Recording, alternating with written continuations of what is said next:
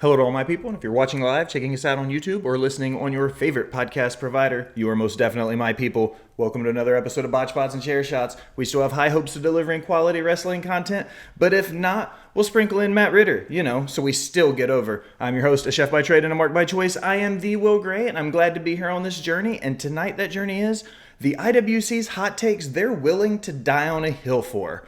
Joining me tonight for the monthly installment for what it feels like of Botch Spots and Ritter Shots. He is the host of the #1 podcast on Pornhub. He is the patron saint of podcasting. He is my personal Pornhub poppy. He is Matt Ritter. Matt, thanks for coming back on and chatting about some wrestling, brother. How are you? I'm good, man. I'm happy to be here. We had a blast last time. We did horror movies and waffles. That was a dope fucking show. And now I'm here to hopefully have some fun and shit all over people. If they're willing to die on the hill, I'm willing to put them out of their misery. So let's do this.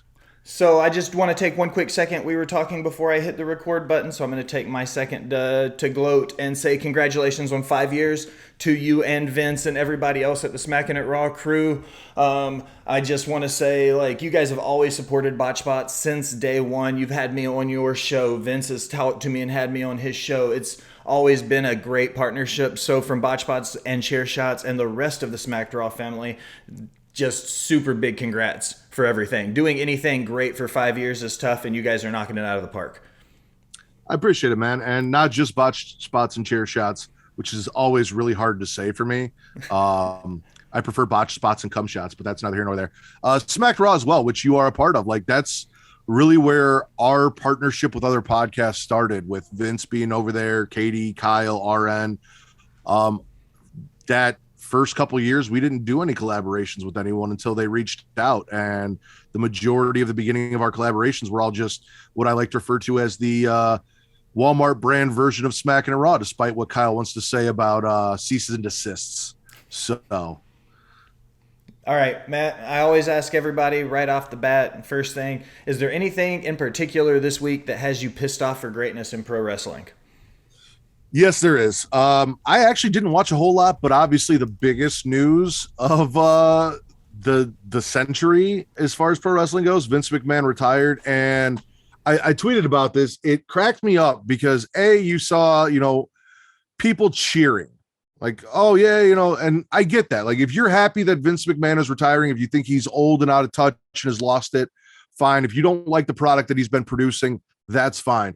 But it's the people who were tagging hashtag AEW and AEW gifts and adding Tony Khan. Tony Khan had nothing to do with this shit. Vince retired because he is an old pervert who finally got caught up in his bullshit, and the legal ramifications ran him out of his own company. To quote Vince McMahon somewhat, Vince screwed Vince. AEW had nothing to do with this. This is not a win for AEW. This does not mean that AEW is going to rise in the rankings or the demos and take over WWE. Tony Khan is not buying out WWE. WWE is not losing anything from this change. So if you are celebrating on the thought that you think that Vince McMahon retiring is the death of WWE because you're some weird tribalist who just hates a company, you're sadly mistaken. If you want to celebrate a perverted old man being ousted from his position leading a company that he may be a little out of touch and too old for, abso-fucking-lutely celebrate that all you want. I personally look at it as we might not have AEW, Ring of Honor, Impact, or any of that shit if WWE hadn't done what it has done for the last 50, 60, however many fucking years that they've been around. So I have to completely agree. My personal take on it is Vince is a creepy old dude. He got caught being a creepy old dude. I'm not necessarily saying that gives him a pass. By no means am I giving him a pass for the things he's been accused of or the things he's done. But until he's found, all of that is situated and handled, I'm looking at it from a wrestling perspective, and the dude he's 77 years old. He's been the premier promoter in professional wrestling since the 70s. Before that, his dad. Before that, his granddad. So yeah, it's a big deal when a McMahon retires. I'm not by no means taking away. McMahon is a creep. But he's a creep who's been doing a really good job for a really long time. We can't take away from that. He's not Ric Flair creepy yet. You know what I mean? Like, it's not He's to the. pretty close. He's close, but you know what I mean? Like, that's how I feel about it. Let's give the man at least a little bit of a chance to ride off into the sunset before we set his boat on fire. Like, I'm just upset we didn't get the na hey hey goodbye. Like that was such a staple whenever Vince fired somebody back in the day that I would have liked to have gotten that as we shipped Vince out as just kind of a final farewell. for me, I guess this week, one thing that has me pissed off for greatness is the lack of respect for the NWA. And I know a lot of people are like, who? But come on, man, hear me out. Like, I really, really like the NWA. I'm not necessarily a big Smashing Pumpkins guy, but Billy Corgan's showing that he's an okay like booker in professional wrestling. It's got this cool old school studio feel. I just think more people need to give it a shot that aren't willing to watch something outside the mainstream that isn't Impact or Ring of Honor. Like, watch some new NWA footage. Like, they're doing a good job for what they are. Like, give them a chance, guys. Who's their world champion right now? Right now is Trevor Murdoch. And you said Billy Corgan's doing a great job as a booker? All right, next thing on the list. Fair enough. In the chat, JJ saying watch IWTV. I do watch a lot of IWTV. Do you watch any IWTV, Matt? Do you watch any wrestling at all? I didn't think that was. I mean, everything I watch is either old school ECW, WCW, WWF, WWE, or AEW. On a very rare occasion, I'll catch Impact. But outside of that, no, I'm not watching anything independent. I'm not watching anything over in Fantasyland, Japan, where they make fan fiction. Not my thing. That is one thing I will plug. One part of your show over at the Smackin' It Raw Network is the Return to Wrestling. I want to throw my name in that hat. I know I text you about it, but I'm saying it on air. Like, as soon as an opening comes on, I want to come on that show and talk about, like, do Smacking It Raw, but, like, Attitude Era WWF style. Like, well, as of right now, Return to Wrestling is just our walkthrough of WCW. Yeah.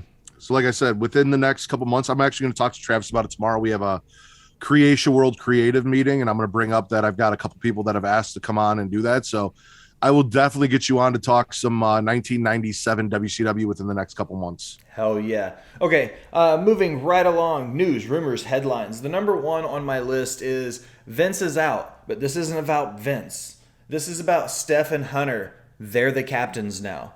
What do you think you look at WWE moving forward in an optimistic way, or are you just still kind of unsure, let it play out? I'd say unsure, let it play out. I mean, here's the deal. Vince is out, right? And that means that Vince is not going to be there to tear up the script an hour before the show and rewrite the whole thing and all of that. So we may get a little bit more of creative, but at the same time, everyone that Vince put in place for creative is still in place. Stephanie got promoted to co-CEO with Nick Khan and chairwoman. Triple H returned to head of talent or EVP of talent relations. Neither of them are, as far as I know, at least, in creative roles yet. If you tell me that Paul Heyman gets full creative control, Triple H is put in charge of creative for TV, or Shawn Michaels, then I might get a little excited about what we might start seeing in some of the changes that we might get over on Raw and SmackDown. But until then, you've still got Bruce Pritchard there. You've still got all of these people that Vince put in place. They know what Vince's product is and they know how he wants it to go. So I think if anything, the changes are going to come slow. So I'm going to wait to see where we end up. I don't think we're going to get anything drastic. Yeah, this is definitely a let it play out situation. I don't see this being a quick fix. There's not going to be this instant turnaround. It's not going to be a black and gold to NXT 2.0 style thing where it's 1 week it's this way, then the next week it's brand new. I am curious to see what roles and changes Triple H does make as the EVP of Talent Relations, sitting in Johnny Ace's chair, having the big boy spot. You know what I mean? Like, what kind of role will he play in that position? So those are some of my questions with it, but I definitely think we have no choice but to let it play out. Next one down is the Undertaker bio on the A&E special. As an Undertaker guy, what'd you think about it? I really enjoyed it. I watched that and Rivals, and Rivals was really cool because I've just, for my own sake, gone back and started watching 1996 WWF in my spare time, because I pinpoint that as when I really fell in love with wrestling. That whole feud between Undertaker and Mankind in early 1996 and on was where I fell in love. So, getting to watch, the Undertaker and see, everything that I've seen in his career, but him sitting down through his eyes, through his, like, we didn't get anything new out of it. There was nothing that we didn't know that was like a shocker, but it was nice to sit down and hear his sentiments and thoughts on the stories and things he went through. And the same thing, in my opinion, arguably the greatest rivalry of all time, Undertaker and Kane. That was fun as shit as well. So both were great. I liked the Undertaker series. Both episodes were super cool. I thought it was convenient timing because I was working on a piece for the Master of Pain, which was Undertaker's first run in USWA, dethroning Jerry Lawler. I just coincidentally was writing a piece on Undertaker's first title reign as the bio series came out. So I was like, this is perfect timing because getting easy quotes for that kind of stuff is cool. I like how they did a good job in the biography of taking each different person Mark Calloway was along the journey and how they built it to where they explained if it wasn't, the big, tall, lanky kid waiting at the Sportatorium getting booked by Von Erich, then he wouldn't have became the Master of Pain. He wouldn't have become a skyscraper, then Mean Mark Callis, then The Undertaker. How, like, they took you every step of the way and explained how if these specific things didn't happen leading to who he became, like, wrestling would have looked totally different. You know what I mean? Like, it was such a cool evolution of who he was. And because he was The Undertaker for so long, I feel like it pulled the curtain back for a lot of people who never got an opportunity to see who he was before he was The Undertaker. It's really funny to me that WCW had Mark Calloway, The Undertaker, stunning Steve Austin, Stone Cold Steve Austin, and Cactus Jack, Mick Foley. And at one point in time said, these guys are never going to draw. Let them go. And Vince turned them into fucking megastars. Like, which ended up putting the company out of business. Like, the idea that The Undertaker would never draw a dime. And then he was the focal point of WrestleMania for 2 decades. Like, come on. I like the Tony Schiavone quote from, it was January 4th, 1999. Mick Foley had just won his title. And at the point, WCW they knew that Foley was going to win in the main event. And Tony Schiavone said right before they went to their last break, don't you dare turn it over to the competitors. It's not worth your time. We've learned that Cactus Jack is going to win their world title. Like, come on, do you really think that's going to put butts in seats? Like, WCW was shaming WWE for putting the title on Foley, which turned into this ridiculous, like, meteoric push for Foley, and then The Rock, and then the Rock and Sock connection, and then everything that came after it. And you're absolutely right. Like, Cornette had a lot of these guys sitting in his lap when he was booking for WCW and just let them walk out the door. Like, it's nuts to me when you look at it. That was the turning point in the Monday Night War as well, where everyone flipped the channel to watch Mankind win the title. And that's where the 83 week streak ended. One of those hot takes is on this list, and I'm super excited to bring that up. I do have one more question for you before we dive into them, though. Is there any hype for you at all for Death Before Dishonor? No. None? No. I mean, I was joking about it, I think, on the Get Show podcast when they were like, oh, Briscoes versus FTR. And I'm like, I didn't know that Jerry came back to wrestle. Like, and then they're like, no. The country guys that cut promos from their barn. And I'm like, oh, he has other children besides Jay? Like, are they cousins? Like, who? Claudio versus Jordan Grace's husband. Jonathan Gresham. The 410 guy. Again, I'm sure they're going to be great matches. Just as of right now, AEW has not done enough to hype me for their Ring of Honor pay-per-view. I know it's big for people who enjoy Ring of Honor or have watched a lot of these talents working. And, as I've always said, I'm much more of a story guy. I need a good story going into something than I am just promise me a card full of really great matches.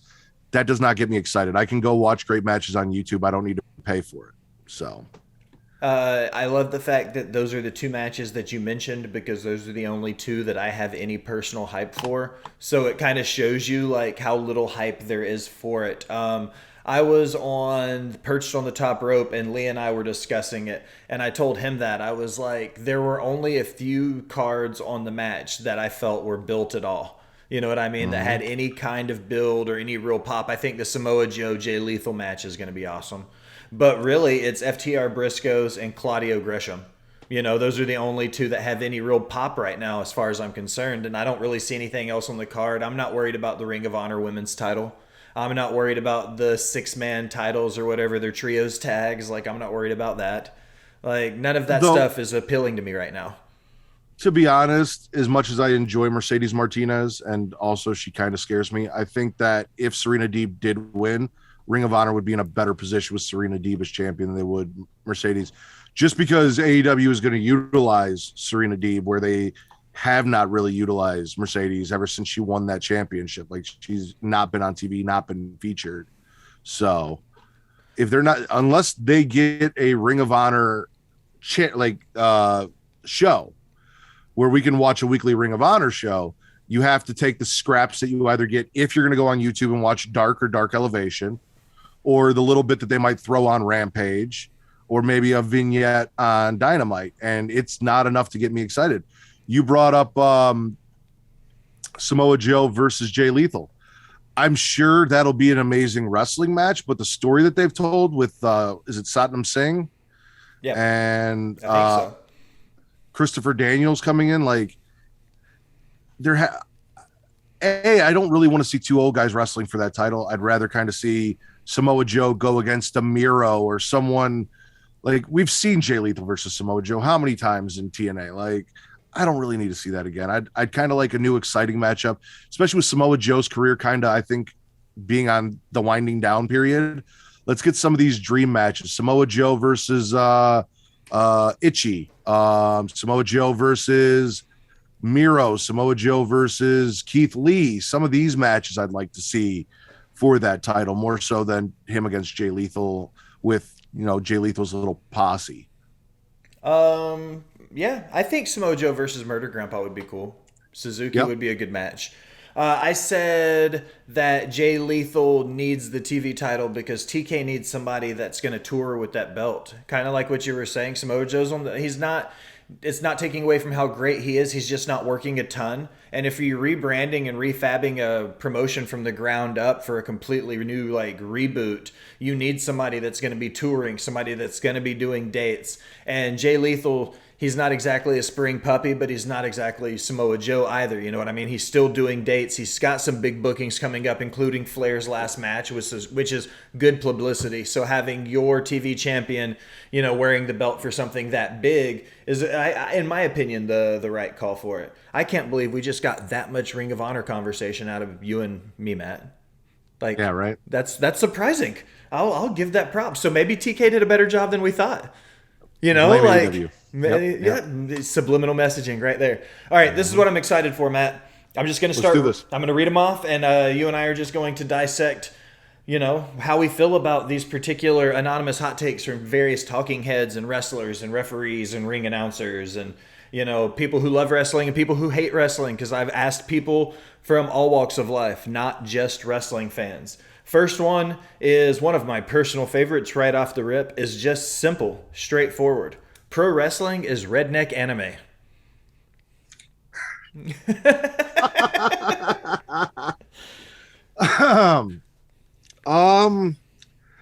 I could see that. I could see that. I have always looked at pro wrestling as a TV show. When people ask me, why do you still watch wrestling? It's not real. I tell everyone the same thing. Wrestling is a TV show. It's no different than Game of Thrones. The dragons aren't real, but no one gives a fuck about that. You know, they're not really stabbing each other and shooting each other with arrows. It is scripted violence, but we don't care about that. So why do we care when it's wrestling? It is a source of entertainment.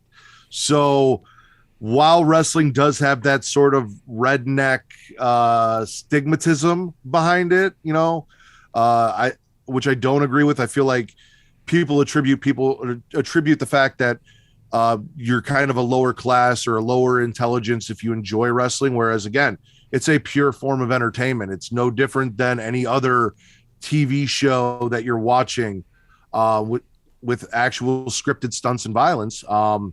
So that I get where they're coming from, but nah, fuck that. Like, I usually ask one question when somebody says, you know, wrestling's fake, right? And I'll usually go, what's your favorite TV show? And then no matter what, they'll start talking and I'll kind of interrupt them like a jerk. And I'll be like, it doesn't matter because it's fake. Because 9 times out of 10, it is. You know what I mean? Even reality TV is not that much of a reality anymore. no. You know what I mean? So even then, I'm just like, it doesn't matter. I say this a lot and I'll say it again. I'll never yuck somebody's yum. So, like, just because I like pro wrestling doesn't mean I expect everybody else to like pro wrestling. So, I don't know. I don't think it's redneck anime, though. I do like that analogy. I think I'm going to use that for some other things in my life. I'd kind of like to see it be a little bit more redneck anime. Like, you know, if they could power up and maybe like, I mean, we've seen fireballs and shit. So, like, why the fuck not? What was the cruiserweight champion's name? Oh, shit. He was the redneck guy who used to come out in the blue jean shorts, not Billy Kidman. Jamie Noble. Yeah, that's what we need. We need more Jamie Nobles. Next one. They peeled back the layers too far. A little kayfabe goes a long way. Sorry, I read Allison's comments about the botched spots and chair shots. We've supported redneck anime since 2021 t-shirt. Great idea. That's absolutely a good idea. I want that on a t-shirt. So Pulled the curtain back too far. You know, again, very divisive because I do see the point, like, but also it goes back to the last conversation we had. This is basically a TV show. It is a form of entertainment. Like, we know things about the lives of the actors outside of the shows that they portray. Like, I know that Emilia Clarke has done other things. She's not just Daenerys Targaryen. I know that, you know, Bob Odenkirk isn't just Better Call Saul. He was Mr. Nobody. Like, he's done movies and he has a life and he has wife and kids. And we see all of that because it is entertainment. So why does it have to be any different for wrestling? Especially if we all know that it's fake, why does everything still need to be hidden? Like, if you know that it's scripted violence, if you know that it's not real, if you know that it's entertainment, would them not telling you some of the behind the scenes things really pull the wool over your eyes? And then I guess we saw last night where they worked all the dirt sheets and said that Brock Lesnar left, and then he showed up at the end of the show and everyone was like, oh, holy shit, because we all thought he walked out and quit. So maybe we're a little too exposed. The dirt sheets give us a little too much. We know a little bit too much of what's going on. I will say the biggest problem with the IWC and professional wrestling is that not only we have access to all of this information, but then we all have a platform and a voice to talk about it, because a lot of us talk, and I'm going to include myself, whereas most of my show is kind of analytical satire for fun. You know, a lot of us talk out of our ass because we're not necessarily in the business. So we're giving our opinion on something that we have never done, what we think they should be doing when we have no experience in it whatsoever. And the more information we have, the more entitled we feel to our opinions. So in that way, yeah, I'd say it's a hindrance. Yeah, I think that a little kayfabe goes a long way, but also just kind of echoing your points. If you're watching a TV show and you turn the episode off, does that mean you have to go past the episode? Do you have to Google the person? Do you have to find out, you know, if you're watching, you know, CSI Miami or whatever, do you have to know everything Ice-T done before he was on the show? You know what I mean? Like, or can you just focus on him as that one character? Do you have to know everything about him? And I feel like that's kind of how professional wrestling is now. You can watch Raw and then decide how deep down the rabbit hole you want to go to see what Cody had for breakfast. You know what I mean? Like, that's up to the person. And I feel like that's all up to how much of kayfabe you want to believe in as a fan. How much of the show do you want to think is real for the entertainment principle and purpose of it? And I think that you can kind of make and take away with that however you want to.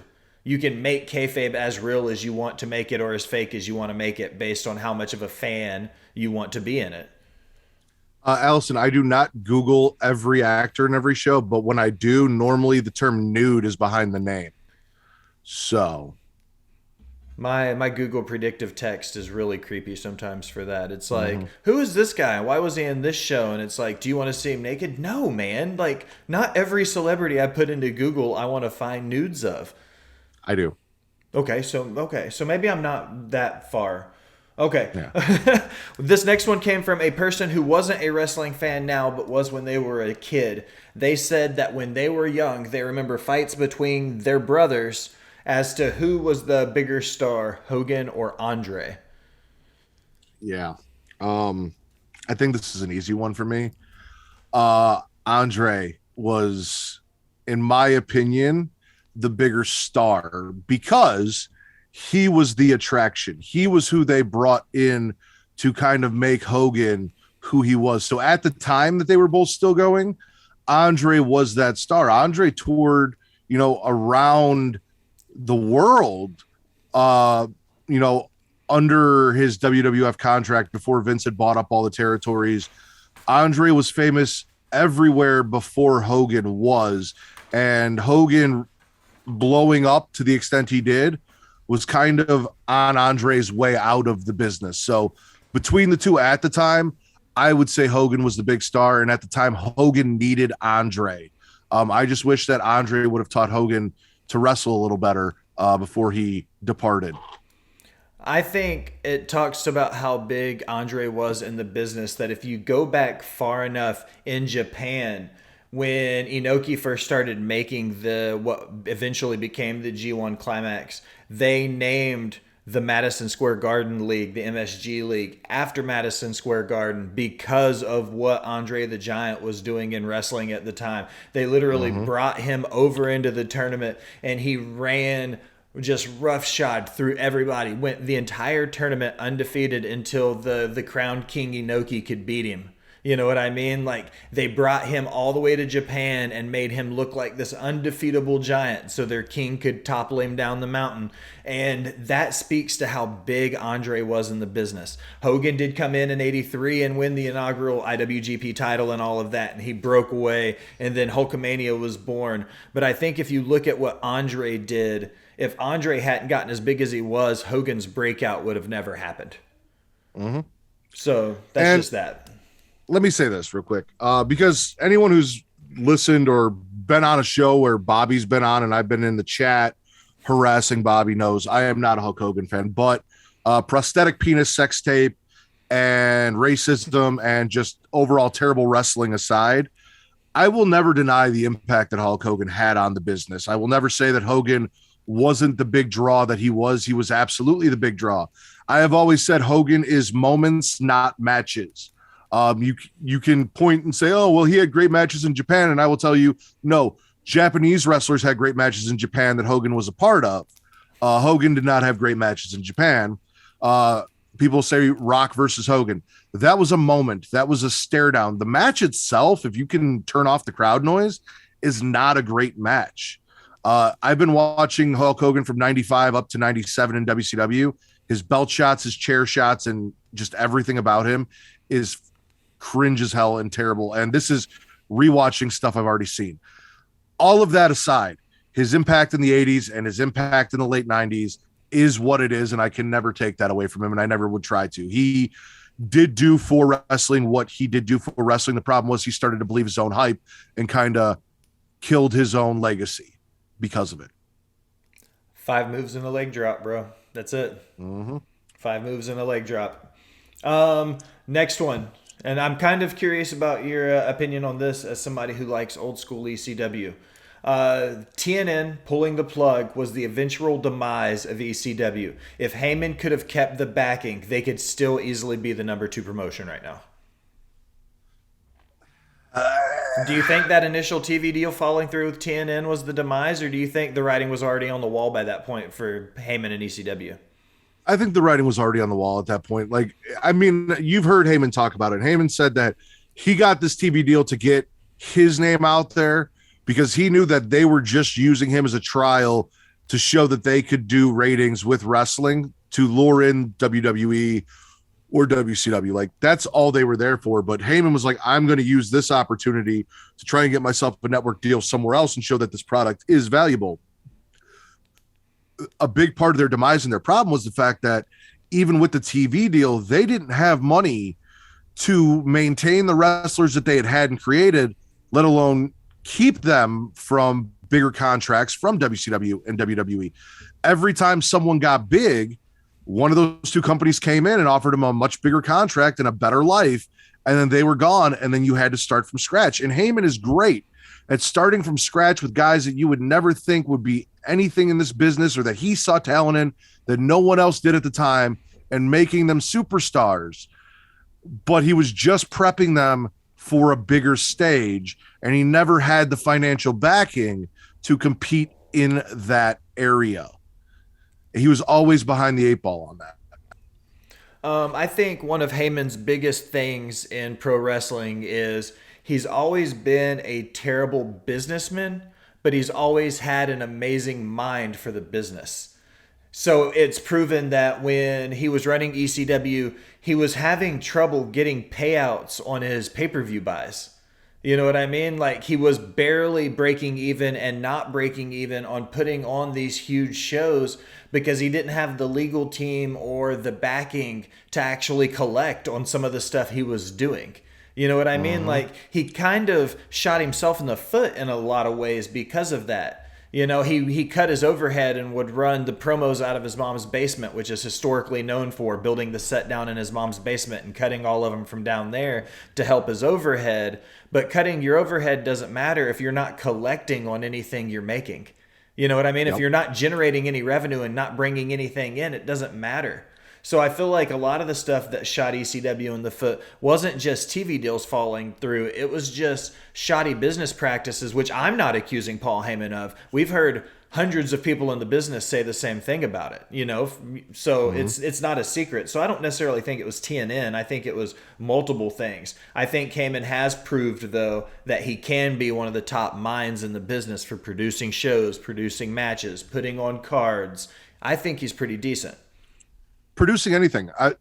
If you think about this, I'm watching The Offer, or I just finished watching The Offer, which is on Paramount Plus. It's about the making of The Godfather. The producers and directors are great creative minds who work with the talent and lend to the talent and make the talent better and get the talent what they need, or the directors what they need to make a movie great. But there is a business aspect of it that a lot of producers don't really have the mind for, whereas on the other hand of it, the business aspect of the business, the people that crunch the numbers and do that, don't understand the need for the creativity. Paul Heyman is creative. Paul Heyman is a great creative mind, and if he had a businessman with him to handle the business who was as good at business as he was at creative, they would have been great. Paul, I personally believe TV shows, movies, porn, Paul could produce anything and find and make stars. It's not just wrestling related. He does wrestling because he loves it.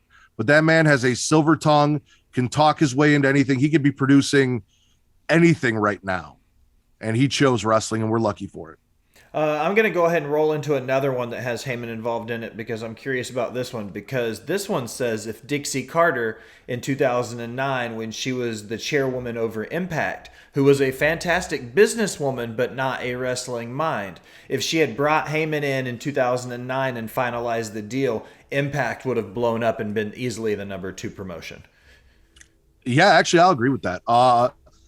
There were a lot of mistakes made in Impact in 2009. You know, as much as I love Eric Bischoff is notoriously, a Hulk Hogan simp.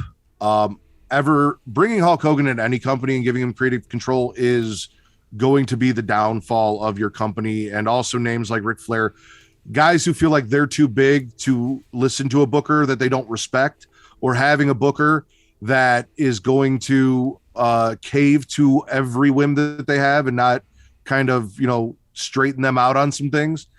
Paul Heyman is not that guy. Paul Heyman sees talent, he nurtures talent, but he also knows when to kind of back off on talent. And I think creatively, which is what Impact could have used and needed with the roster that they had in 2009, would have been far better off with Paul Heyman at the helm than they were with Vince Russo, Jeff Jarrett, Dutch Eric Mantel Bischoff. those guys were all down there at that time. Yeah. Yeah. I don't disagree with it. I think Dixie needed somebody other than that band of merry gentlemen because, I mean, think about the mass hysteria that was the Dutch Mantel, electrified cage match and shit that he was bringing up from Puerto Rico that Bruiser and those guys couldn't pull off in the 70s. And then with no real production team, TNA tried to pull off in 2008, 9, 10, whatever it was. The next one came from a pretty reputable source, I would say. He's a talking head in the IWC. I would say he's pretty good. He's pretty well known. He says if the WWE closed their doors, pro wrestling would be just fine. He says without WWE, pro wrestling is fine. No. Here's the thing. A lot of people don't look at WWE as pro wrestling, but the thing is, as far as pro wrestling goes, the thing that has attracted people to pro wrestling, the thing that's gotten people to watch and love pro wrestling, it is WWE. And then as they grow older, they find things that they like in GCW, with the wrestling gangbang porn that they do over there, the Japanese stuff, AEW, all of that. Like they find this stuff after, but WWE is that initial introduction. It is a part of, I feel, almost everyone's love of wrestling and beginning, and it is a necessary part, in my opinion, of drawing in new fans before you can be like, oh, you know what? I like this as a kid, or I like this as a teenager, or yeah, I got my start here, but I found what I really like. This is who I really am in wrestling. And without them on the main platform around the world, drawing in fans globally, wrestling might be okay in North America and Japan, but it's pretty much going to die everywhere else because you don't have AEW is doing great for being 3 going on 4 years into the business. But they're not doing WWE numbers. They're not globally doing what WWE does, and they're not offering the same product that appeals to a larger audience around the world. So will it be fine? Probably not. Will we see a decline? Yes.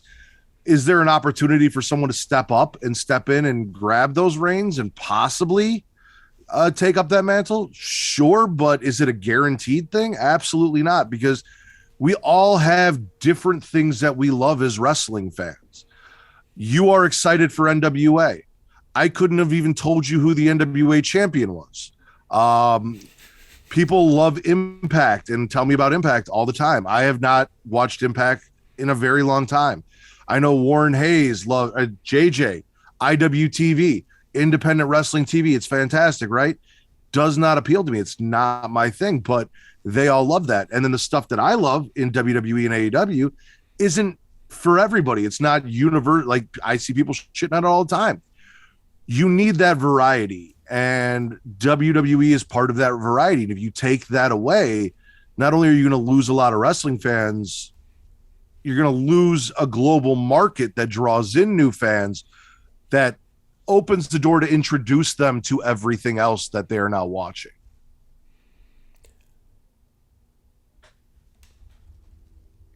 Yep.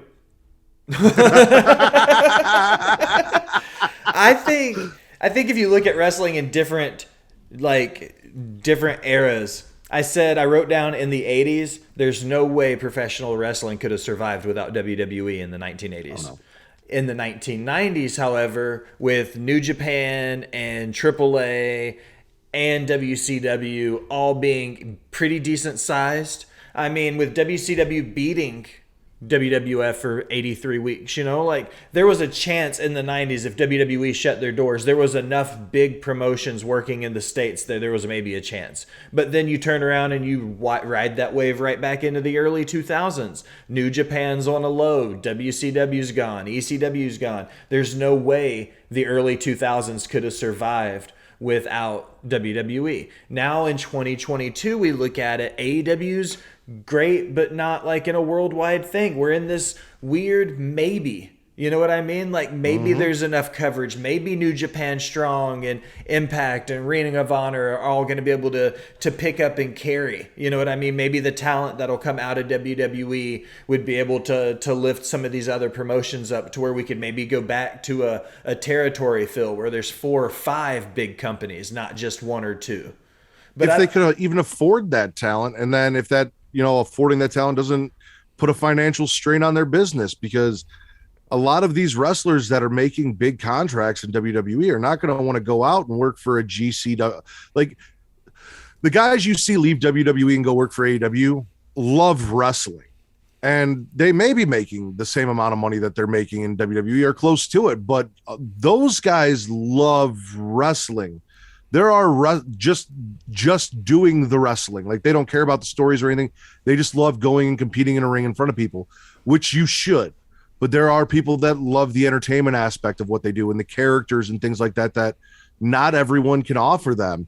And also you have a family to raise and to take care of, and you become accustomed to a certain kind of lifestyle that you may not be willing to sacrifice to go and wrestle an indie show here or get paid less at Impact for. Like not everyone's going to be willing to make that sacrifice. Look at the Iconics. I love the Iconics. They grew up, they loved wrestling. WWE kind of turned them off. They went to Impact, they did their Impact run, and then they retired basically in their prime because they kind of realized that they had a lifestyle that they wanted to lead, that they were going to achieve outside of what they could do with just Impact. They had other things that they wanted to achieve and do, and a lot of people do. Wrestling is something that they love, that they get into, that they try, but they have other goals afterwards, or financially they need more than what some of these companies are going to be able to pay if WWE goes out of business. Let me ask you a question about somebody I know that you rank highly on your personal board as far as professional wrestling goes, and this is me playing devil's advocate with you, Mr. Ritter. Your boy Bray Wyatt. Okay, looking at what Bray Wyatt wants, he's a guy that talks about wanting, creativity and wanting to have his creative control, but he also expects the paycheck you're talking about. Bray's not going to go put his show on for GCW money. You're absolutely right. He deserves better than GCW money for what he brings to the ring and brings to production and everything he can do, everything that he does. But you have to look at it. If he can't get the creative from one side and he can't get the pay from the other, AEW would give him the creative. But if Bray Wyatt's WWE contract came over to AEW, it would make him the second highest paid person in the company. From, I think, the 7th or 8th in WWE. He would go from the 7th or 8th highest contract to being the second highest contract, only behind Jon Moxley. Exactly. You know what I mean? Like, and that's the issue is AEW can't bring in 2 Moxleys. They can't afford it. Not just that, but while AEW might give them the creative, they don't do the same kind of storytelling that made Bray great in WWE. And it is one of my biggest knocks against AEW is, for example, this last week, we had Wheeler Yuta versus, was it Trent or Chuck Taylor? Yeah, it was Chuck Taylor, I think, yeah. Which is a story that they created months ago, and then there has been nothing really about it, maybe a sprinkle here or there, that we're now getting back to after Wheeler Yuta's been part of the Blackpool Combat Club. He's become a pure champion. He's done all of these things. He went over and competed in New Japan in their Best of the Super Dupers Classic or whatever it was. Like, he's done these things, and they just kind of let that story go to the wayside, and then they expect us to care when we bring it back up or understand why the best friends are being dicks to their friend who wanted to go wrestle and do this stuff. And the backstage, the extra stuff that WWE offers, Like, we're not going to get Firefly Funhouse on AEW. They don't have time for it. They're not going to put the production into it. We're not going to get that. We'll get Bray doing something similar to what Alistair's doing, which, while I love it, does feel lacking. Like, I feel like there could be more with Alistair than just dark vignettes, lights out, appearing in the ring, kicking people in the head. I feel like we could be getting more, and we're not. So honestly, I think the best place for Bray to go if he wasn't going to be in WWE would be Impact, because they will give him the creative. They may not have the production scale, but they will give him the creative. They will allow him to do all of the fun, crazy shit he wants to do, and they'll put it on fucking TV. So for the creative aspect, I'd say Impact. But best case scenario, best place for Bray is going to be WWE, which is another reason why I don't think WWE can go anywhere, because if we lose that, you're losing characters like The Undertaker, characters like The Fiend, the stuff that really draws me into what I care about in wrestling. There's stuff I like everywhere else, but what I love, I've gotten from WWE. I think Bray in Impact, but running as the Eater of Worlds, Swamp Master Bray Wyatt would kill an Impact. He didn't need a ton of production to be that character, and just the name and the ambiance and the rocking chair is very, Impact Asylum-esque. You know what I mean? Like, he feels like he would fit well in that feel, and especially with Impact moving back towards that studio feel, I think Wyatt would kill it there, but it's the money thing. We know Impact as wrestling might not be worth what Bray Wyatt's contract would take to bring him in to wrestle. You know what I mean? Like, Wyatt's an expensive name. All right, listen here, JJ and Alice. I open my legs before I open my heart, and I'm not even opening my legs for indie wrestling. It's not my thing. I am not going to, again, to quote my great host here today, Will Gray, I'm not going to yuck your yum. All right. If you enjoy indie wrestling, I'm absolutely cool with that. I'm even going to let you come on my show and talk indie wrestling if you want. If that's what you watch during the week and you want to spit or swallow indie wrestling, come on and tell me about it. But me personally, I've got other things outside of what I do that I enjoy in wrestling that I'm not willing to give up to make room for independent wrestling. She says if they put out porn-related indie wrestling, you would. I will say that there is some of that on Pornhub, and I have checked that out, but I fast forward through a lot of it. So I'm throwing this out here for JJ and Warren both, that when they're ready to come on and do one of these episodes specifically geared towards indie wrestling, I'm chomping at the bit for that. Just waiting. Next one off the list is two that I'm putting together because they kind of, you'll understand. They go. One person said the golden era was the best era. One person said the attitude era was, and one person said the ruthless aggression era was. In your opinion, how do you rank those three, 1, 2, 3, if you had to put them in order as far as you're concerned? Golden era is going to be last for me. I said it earlier. I can pinpoint my love of professional wrestling as basically the starting point of the Attitude Era. I knew, like, here's the thing. I know when I was younger than that I was a wrestling fan and knew wrestling because my grandparents owned a restaurant in Chicago Heights. And there was a guy that used to come in that looked a lot like Hulk Hogan that I was convinced was Hulk Hogan. There was also a guy named Carl that looked like Bam Bam Bigelow. And I thought Hulk Hogan and Bam Bam Bigelow were coming into my grandparents' restaurant. And they let me believe that for a couple years. Like, I have a picture that I thought I took with Hulk Hogan. It's just some random fucking dude that kind of looked like him. Mind you, I was also a child and I didn't know any fucking better. I love Carl. I thought he was Bam Bam Bigelow. I really did. So I was a wrestling fan prior to 96, but when I really fell in love with it was 96. However, if you look back at the actual work rate, the wrestling matches, and the stories told, I'd say Ruthless Aggression is probably the best era in wrestling, hands down, period. Because Attitude Era gave us a lot of off-the-wall, crazy, outlandish stuff that may not be so okay nowadays. Ruthless Aggression kept some of that, but also added in far better matches than anything we got in the Attitude Era from either, Attitude Era is WWE specific, but WCW was running during the Attitude Era. The Monday Night Wars were during the Attitude Era, and a lot of people forget that. So we got better matches out of the Ruthless Aggression Era than we got in both WWE and WWF back then. A lot of WWF was fights. Like, it was brawling, it was fights, it was weapons. it wasn't great matches. The Kurt Angles, the Eddie Guerreros, much debated former world heavyweight champion, and Chris Benoit was there as well. Edge coming up and becoming a main eventer. All of these great wrestlers and these great in-ring competitions. Rey Mysterio in WWF, like all of that was Ruthless Aggression. And they still had the storytelling to back everything up. Attitude Era had the storytelling, but they didn't have great wrestling.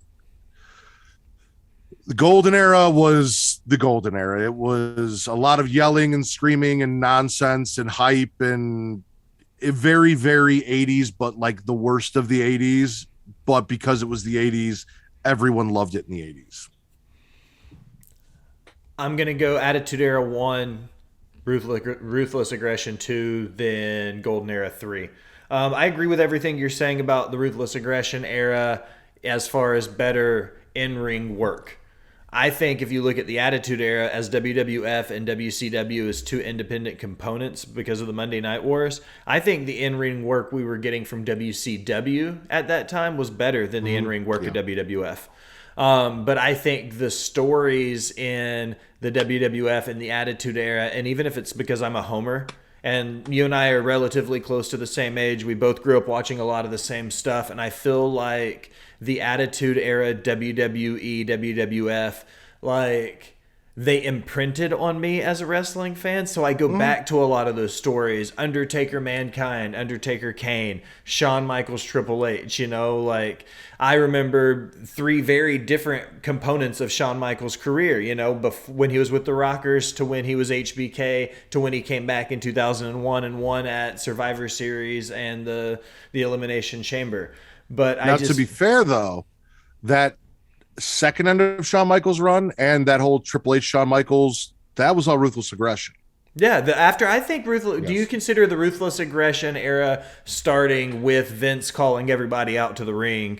Hey, this is we need a new era for Ruthless Aggression, and then John Cena smacking the shit out of Kurt Angle. Like, do you think that was the starting point for it, or do you think that weird 2001 to 2003 like gray area was the bridge?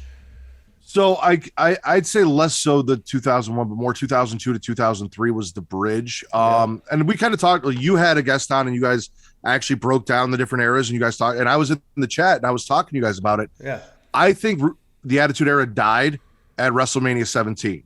Once Vince bought WCW and WCW came in, it's a weird gray period for me that I don't really think falls into either. And then, like you said, there's that bridge where we were getting into Ruthless Aggression. So yeah, I guess mid to end of 2001 through Vince doing his thing, calling everyone out, talking about and announcing basically the Ruthless Aggression era would be a bridge there. So I think the Ruthless Aggression era definitely produced the best in-ring work between those. Following up, another Attitude Era one is WWE's greatest triumph of all time was convincing the world that the New Age Outlaws could actually wrestle. I really don't think WWE did that. Maybe they did. So here's the thing. Like I said, Attitude Era was all about brawling. It was big spectacle matches and bigger than life personalities, which is what captured both you and I as children and made me love it. You got Road Dogg coming out. Oh, you didn't know? Your ass better call somebody. Like, doing his thing. Billy Gunn being the ass man, having that song, being over the top characters. Now, I will say Billy Gunn can wrestle. Road Dogg, again, more of a fighter, more of a brawler. He did a lot of punches. He did the shake, rattle, and roll. It was a lot of pageantry in the ring with those guys. Plus, they're a part of DX, so they've got the added bonus of D-Generation X and Suck It and all of the taunts and the things like that. So I don't necessarily know that they convinced us that they could wrestle. They weren't the best tag team by any means as far as an in-ring standpoint. I don't know that they convinced us that they were, but they definitely made them seem like they were far better than they really were as a team going back and watching their stuff, especially when you look at the greats like the Dudley Boys, Dungeon of Doom, Harlem Heat, um, tag teams like that, or I'm sure you would go even farther back and say like the Midnight Express, the Rockers, all of that stuff.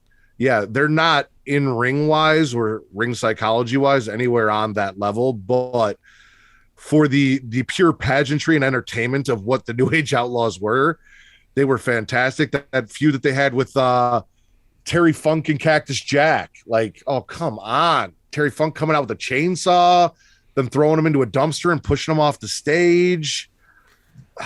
I'm so glad you brought that up. One of my favorite Attitude Era stories ever has to be the Terry Funk and Mick Foley winning the tag team titles, but then their alter egos, Chainsaw Charlie and Cactus Jack, hating each other and wanting to like beat the piss out of each other. So half the time they're tag champions being best friends, and then the other times their alter egos literally want to murder each other. Like, you said you love good storytelling. I think that's the kind of genius storytelling that professional wrestling now could use with like somebody like Danhausen. You know what I mean? Yeah. Somebody who's a high sports entertainer, but in-ring work could be supplemented because he's fun to listen to or because he can do like all the silly comical shit. Like, I feel like they're missing out on some of this entertainment value, but not in a good way, because they're force feeding shit down our throat, but not looking at, you know, what was genuinely a hit, you know? And here's why. And this goes back to another question we talked about, why WWE cannot go away. Danhausen is fantastic. I love him. But if you were to put Danhausen on WWE with their production team behind him, he would be a megastar. He would be over far more than he is in AEW, because those are the kind of people and characters that WWE knows how to take and get the fullest out of. Those are the characters that Vince really is able to, for whatever reason, sink his teeth into, and they're willing to be ridiculous enough to make that shit work when Vince wants to do ridiculous. They don't take themselves so seriously that they're not going to do, you know, what's going to be entertaining and funny for us, because they don't want to be looked at as less than wrestlers or pigeonholed as comedy acts. That's why WWE can't go away, because nobody else, like Danhausen is Danhausen. Danhausen created Danhausen. He has been doing it. WWE would take what he's doing and crank it up to 11 on a national level and get it more over than it ever was on the indies, because none of the other companies have shown the ability to really take and do what WWE can do with a character like Danhausen. Not to digress too far, but going back, what did you think about Billy Gunn when he was managed by the Honky Tonk Man? When he had his initial singles run? It was terrible. And like, dude, because you said he could Billy work. Gunn, you said he could work, well, and I was like, I'm not taking away from the fact Billy Gunn can work, but he had some ridiculous ass gimmicks before he got into the New Age Outlaws. he absolutely did. But if you think about this, the one Billy Gunn run, Billy Gunn that won King of the Ring. Yeah, you can kiss my royal ass, Billy Gunn. Like, that was cool. Like, that dude could work. Yeah, He could work. And given the right character and an actual push, they could have done more with him than what they did. I don't know what the determining factor was that they didn't think Billy had to get him to the next level. And obviously he came over to AEW and he's managing his kids, and he's still not, like, you'd expect a guy like Billy Gunn in AEW to be in kind of the main event early on in the beginning, because he is an established name. And he's one of the biggest guys on their roster, ridiculously. But he's not. So I don't know what the disconnect with Billy Gunn is, but he could work in the ring. The Famouser, surprisingly, was a really great finisher. It was I think it's one of the more underrated finishers, because it's a lot like the RKO, where he would pull it out of nowhere. He had to be very athletic, yeah. and he could pull it out of nowhere. And it was a great shot that I don't think gets enough love. I love the things about this episode, because you'll say something and then I'll say something and then you'll start talking and I'm going to go, ooh, I want to know what he thinks about this now. Okay, so we know after the New Age Outlaws split up, Road Dogg Jesse James had an IC title run, a European title run, a hardcore title run. Like, he had some good like singles competitors runs after the DX stuff. Do you think the wrong member of the New Age Outlaws got that push when it could have been badass Billy Gunn as the IC champion or Euro champion or hardcore champion or getting that like mid-card singles push? Do you think it could have been Billy Gunn there in place of Road Dogg? Probably. Again, Road Dogg didn't have, for a company like, now we look at guys like Kevin Owens and everything, you don't need to have the physique, right? You really don't. But a guy like Billy Gunn, who had the physique, was hampered by the fact that Road Dogg was far better on the mic and more charismatic than he was. And not to say Billy didn't have the charisma, he was just overshadowed by the charisma that Road Dogg had, which is why Road Dogg got that push. We would have been better off. We would have had far better matches if they had gone with Billy. Probably better title runs in those cases. Like I said, Road Dogg didn't have the look, but he had all of the mic skills and the entertainment value, and he made you want to watch him. He reminds me like Enzo Amore. He's not the biggest guy. He's not someone that you look at, you're like, he's going to go out there and wreck people, but he is so good on the mic at running his mouth and making you want to watch him, that regardless of how good or bad he is in the ring, regardless of any of that stuff, you know, he's got your attention. Whereas he's got Big Cass next to him, who is probably a better worker and a bigger guy and someone that they could do more with, but doesn't have that charisma, and that charisma overshadows all of the other aspects. Now we got William Morrissey over in Impact doing things, but I think William Morrissey's killing it in Impact, but I think his biggest holdup is Impact has an abundance of guys who can talk. So who can talk and also work. So because he can work, but he's not the strongest talker, he's getting relinquished to that mid card again. He's had some good pushes and he's had some title like runs or like title pushes, but he never got that title run. He never got over that hump. And I think it's because he's lacking in the ability to talk. When he had the mouthpiece like Enzo, like it was awesome, because he could be that big brooding spectacle of a big man. But now that he's solo and he doesn't have a mouthpiece, I think that's where he's falling short, is because he's not successful on the stick. He can't talk. You know, I'm a little disappointed, Will. I was very excited to come on the show and just shit all over everyone's takes, and that's not happening. I mean, surprisingly, it's been a really chill conversation. I was really hoping at least one of us would have an outburst. But so far, we're like, okay, that's kind of dumb, and here's why. And we're very educated, like, cohesive thoughts as to why their thoughts are shit. And then we're like, now moving on. I'm like, we could. You got anything in there about like Matt Riddle being a main event or something that I can just really just shit on real quick? Somebody told me that Matt Riddle needs to be every champion everywhere forever. That person is a complete and total idiot. That person is dumber than Matt Riddle, and Matt Riddle is literally the dumbest person in professional wrestling. See, that's it. That was the last one. Now we're good. No. The next one I'm curious to get what your opinions on. It says AEW buried Tanahashi. Who? Yep. My point exactly. I don't disagree that I feel like they didn't handle... I say there were chunks of Forbidden Door that were handled well, but I feel like for the most part, it was just like AEW being like, look how great we are. We brought in somebody from Japan to work with us. Look how cute they are. You know, like, it felt like a whole lot of like head rubs and head pats from AEW. So I talked about this. They're referring to Forbidden Door, right? Yeah. Okay. So Forbidden Door was an AEW show. AEW is never going... you've looked at the history of AEW with the New Japan stuff, right? They had the New Japan Northern Hemisphere Global Championship or whatever, U.S. title, sure. The ICUP Global, I forget what I called it, Northern Hemisphere Championship. You saw Lance Archer hold it. You saw Jon Moxley hold it. When they lost it, they didn't lose it on AEW TV. When Kenny Omega was the belt collector and collected all these titles, he lost those belts to another AEW guy who then went over to Impact and lost that title. Their top stars are never going to lose to somebody else in the company, regardless of whose championships are on the line.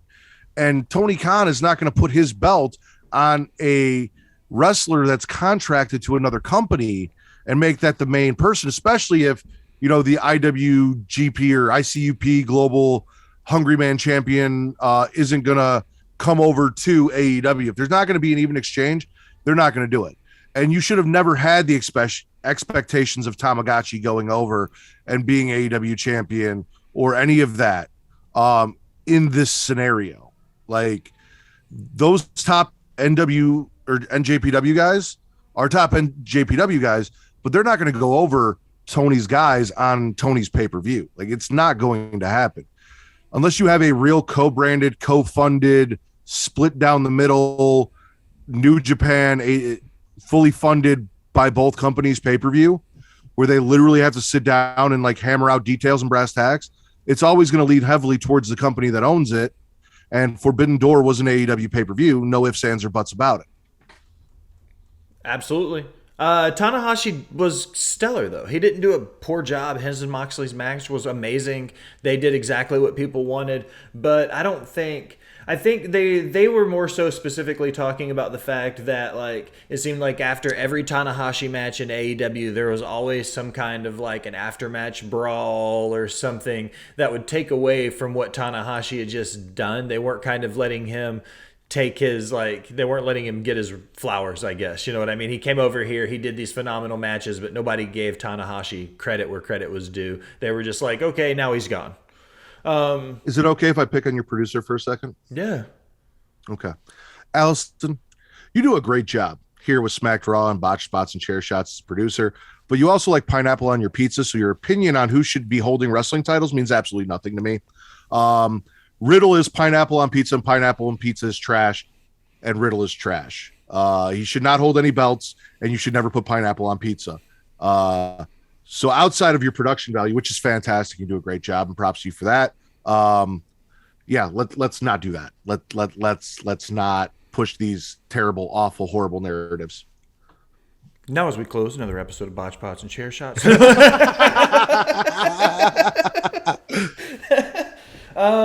I got a couple more on the list, my friend. Another one that I'm curious, a lot of Attitude Era stuff I think is cool. Russo gets more credit than he deserves for the Attitude Era, and Bischoff gets more blame than deserved for WCW.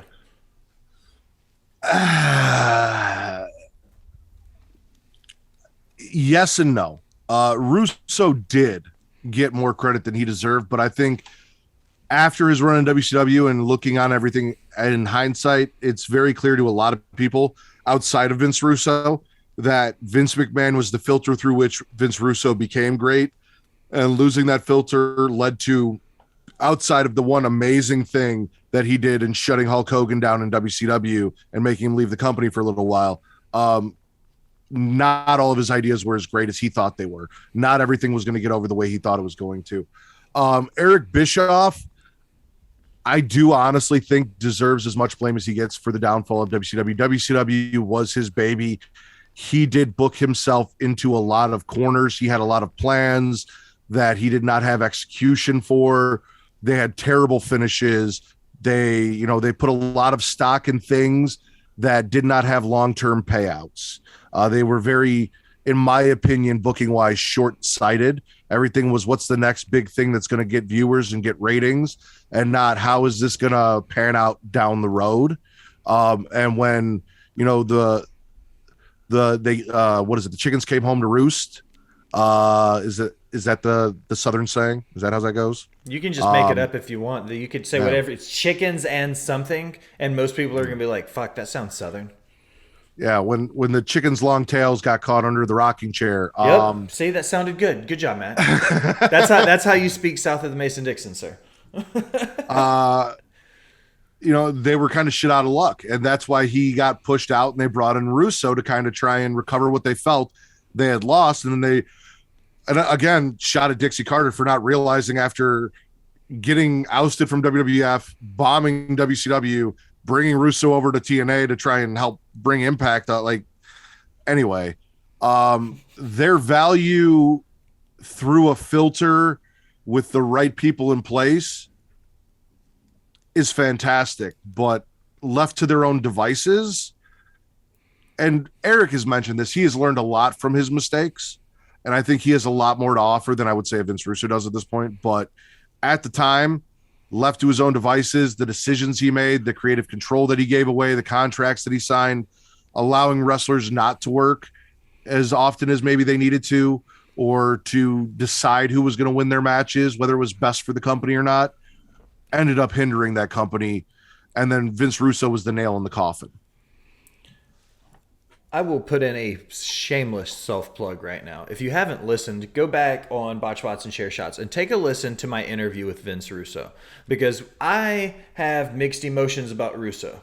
One, I think that he is a polarizing figure in wrestling. He's responsible for some of the biggest moments. Whether we like to admit he played a part in them or not, he was there.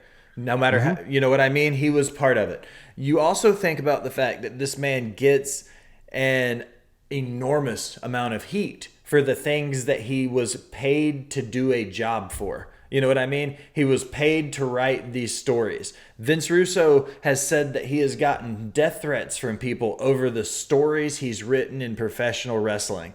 He's like, it's so bad now that he hates it. He's like, I hate professional wrestling these days because people still blame me for stuff. All I was doing was getting a paycheck, bro. Like, you know what I mean? Like, I almost feel bad for him because he'll look at you and say, all I was doing was trying to get a paycheck. You know what I mean? He started doing exactly what we do.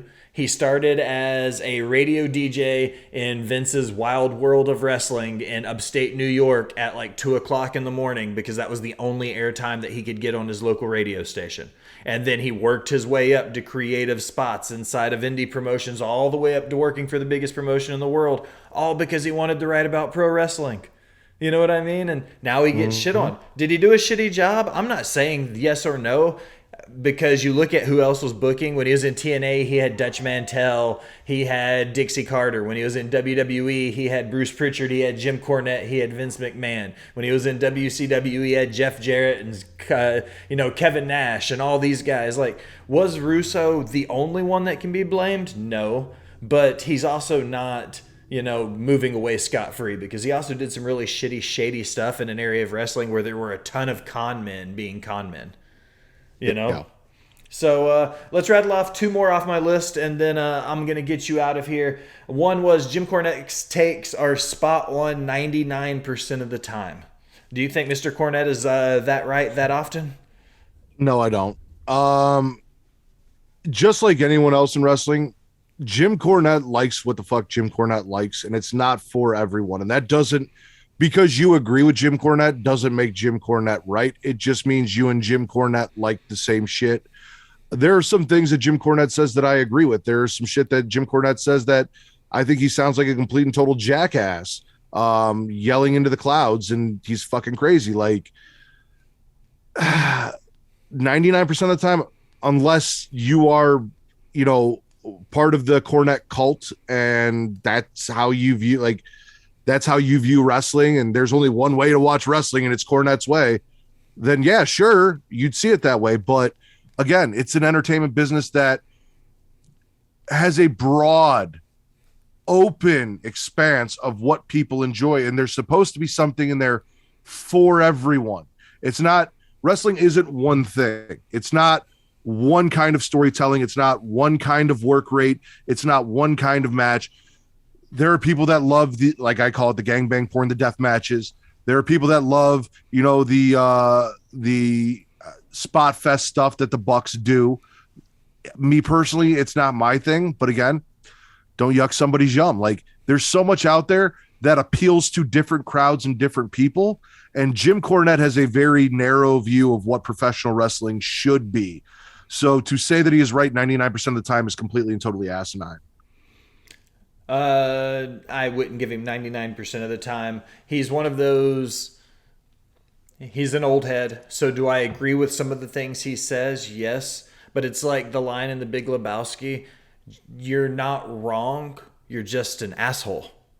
Like, it's hard for me to even support you sometimes. I mean, I do like Brian Last. I think Brian Last is a hell of a show host. He's a hell of a producer. Like, I don't necessarily agree with him a lot either. But Jim Cornette is so polarizing that even sometimes when he says something that I agree with, I'm almost like, I don't even want to admit that I agree with him because the amount of heat he generates for the things he says. You know what I mean? Yeah. So that's just how I feel about Cornette these days. I feel like he's one of those old heads that are forever going to be relevant because he was such a big guy throughout wrestling history. Whether he needs to be relevant in modern wrestling or not, he just seems like he always will be.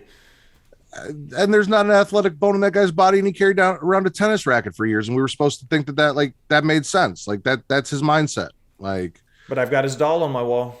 you do. You know what I mean? And it's the one where Paulie beat the shit out of him and he's bloody all over the place and he's got the tennis racket and the white suit. Like, it's kind of a cool doll. It's not just a regular doll.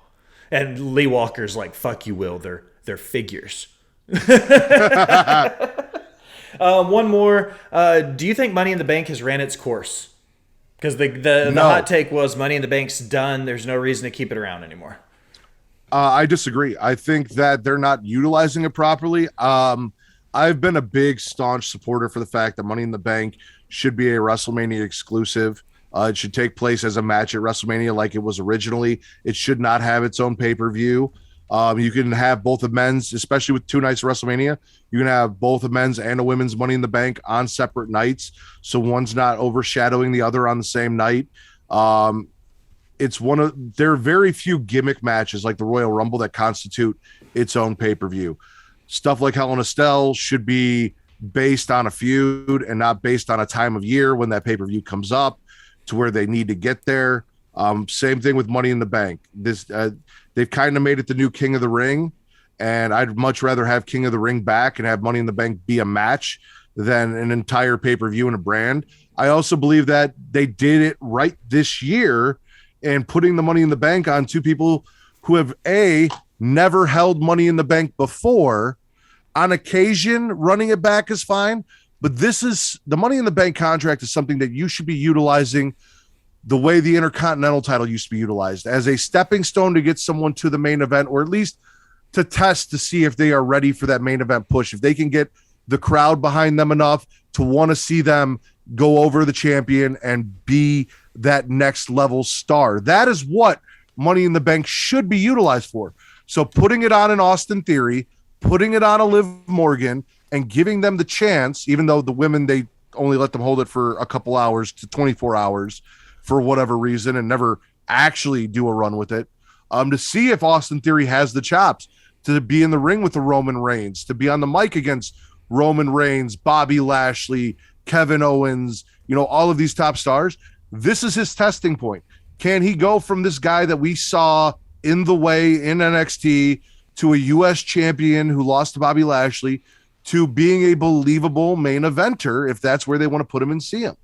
That's how they should do it. Yes, JJ, I don't really think WWE has plans going forward for women's tag titles. So WWE hates tag teams as is for the most part. They'd be better off with a women's mid-card title, an IC title, a US title, something along those lines, than they would be trying to utilize a tag division. I think that Money in the Bank does not need to be its own gimmick. I think that it should be a gimmick inside of, like you said, a WrestleMania thing. But SummerSlam. You and I have talked about it as well in a previous episode when you and I were on together, where we said, do these gimmick matches need their own standalone pay-per-views? Does the story need to tell the match with a Hell in a Cell, or do we just get a Hell in a Cell match because it's the pay-per-view? You see what I mean? Mm-hmm. Do we get the Money in the Bank ladder match because it's the time of year for it, or do we get the build for it because it's SummerSlam or because it's WrestleMania? I feel like if you take away from the pay-per-view alone and just use the match, it could still mean something. But I feel, like you said, with Liv, for instance, I feel like she didn't even make it down the ramp before she had already cashed hers in. It was like 2 matches later in the cards, like that fast is when it happened. So I think it could be booked differently, but not necessarily taken away. I don't think it's ran its course. I think they can still do more with it if done right. Andre the Giant Memorial Battle Royals runs course. That can go. Yeah, I think that they could easily do... I don't think there's any point in having any big name brand Rumble of any kind other than the Royal Rumble, unless it's just a one-off for fun kind of thing. I don't think trying to rebrand another Battle Royal or Royal Rumble style event is ever going to get over with the WWE crowd, because they've tried it throughout history, and ever since '88 with the original Rumble, it's never been anything but the original Rumble. You mean you didn't like Saudi's greatest Royal Rumble? Was that the one where Titus O'Neil went sliding face first under the ring? And Braun Strowman won and had a belt that he never defended that we never saw again? Oh yeah, I do forget. I did know. I knew Braun Strowman won it. It was also like a 50-man Royal Rumble or whatever, right? Yeah. All right, Mr. Ritter. This is my favorite real part quick. of the... Oh, go ahead. Wait, real quick. 2 points to something that we talked about at the very beginning of the show, the Hulk Hogan, Andre the Giant thing. Andre was also the first inductee into the WWE Hall of Fame when it still meant something and mattered. Bingo. Was the first person to get a statue. And there is no Hulk Hogan Memorial Battle Royal, even though he's not dead. There's nothing named after or for Hulk Hogan in WWE. So who was the bigger star? The first inductee into the Hall of Fame, the man with the statue inside Titan Towers, and the man that had a unfortunately poorly booked and treated Royal Rumble named after him. Once again, ladies and gentlemen, the reasons why Andre the Giant was more over than Hulk Hogan. Matt, this is my favorite part of the episode because I just get to sit here and listen to you talk. Plug everything you guys got at Smacking It Raw, Creation World, and everything new and exciting coming up in your world. All right. Last night we recorded the 5-year anniversary episode of the Smacking It Raw podcast, which will be out tomorrow, I believe. So you guys can check that out. We have answered questions from Will, as well as various other podcasters who I consider friends that we worked with who submitted questions for us. Talked about 5 years of podcasting and doing the Smack and Raw podcast in general. Favorite moments, worst moments. I had my wife on, Vince, Katie, and Travis as well. We have Return to Wrestling available on YouTube right now, is the Starrcade episode. If you subscribe to the Patreon, which I will give you all that information, you can go check out 1997 Sold Out. That is available up on the Patreon a month before it is available on YouTube. So if you subscribe there, you get all those Return to Wrestling episodes a month early. As for me, you can follow me at my Ridders at MATTRIDDR on Twitter only, Twitter and Instagram, Smacking It Raw Pod. I run the Twitter, Vince runs the Instagram. Facebook.com/group/Smacking It Raw. Creation World is the banner under which the Smacking It Raw podcast exists. And you can find them and everything that they have, including us, at creationworld.com, on Twitter and Instagram at the Creation World, THECREATIA World, and Facebook.com/Creation World. Mr. Ritter, it's always fun, man. One of my favorite people from the internet that I've ever met in wrestling podcasts. I'm glad you stumbled into my life. So once again, congratulations after 5 successful years of your podcast. I want to remind everybody of some of the things Botched has coming up. This coming week, we've got Landon Hale, we've got Isaiah Broner, and we've got one pulling from the archives with Miss Gail Kim. So we've got 3 cool interviews dropping this week. We've also got the Orange Ribbon Rumble, which is the Botch Spots and Chair Shots promoted event partnering with Pro Wrestling Alliance, where we're doing a battle royal and card, and 100% of the gate is going to the Leukemia and Lymphoma Society. So that's super cool. We're dabbling in independent wrestling now. Somebody decided that was a good idea. But make sure you follow RN and Kai for the Rewind and the Smacked Raw Pod. Make sure you follow Just a Girl 918, Allison the Boss Bitch of Botch Spots and Chair Shots, and the Smacked Raw Podcast Network. Follow me at The Will Gray, at Sportster, Last Word on Sports, and Pro Wrestling Stories. But I'm going to do it for real this time. See if I fuck it up. Now, as we close another episode of Botch Spots and Chair Shots, I want to take a minute and thank you for listening. Remind you to go wherever you do anything on the internet, Facebook, Instagram, iHeartRadio, Spotify. Literally, you have all the options. Remember to like, follow, subscribe, unsubscribe, then subscribe again. Leave a comment telling us how great we are or how terrible we sound. Either way, it helps the algorithm. It helps find new listeners. If you're feeling really generous and be one of the VIP people, head over to patreon.com and donate to the Smacked Raw Podcast Network. You get some free swag. We get some fantastic guests. It's a win-win for the Warden, Matt Ritter. I am the Will Gray. Thanks for stopping by and listening, my people.